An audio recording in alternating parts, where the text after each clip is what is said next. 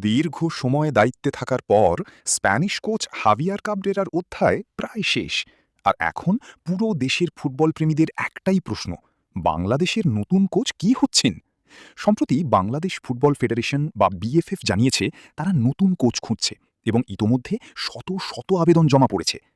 কাবরেরার সময়ে বাংলাদেশ দলে কিছু পরিবর্তন এলেও কাঙ্ক্ষিত সাফল্য আসেনি। বিশেষ করে এশিয়ান কাপ বাছাই পর্বে হতাশাজনক পারফরমেন্সের পর সমালোচনা আরও বেড়ে যায়। তবে আশার খবরও আছে। বিদেশে খেলা তারকা হামজা, সৌমিত্রা ফুটবলে যোগ দেওয়ার পর বাংলাদেশের ফুটবল এখন নতুনভাবে আলোচনায়।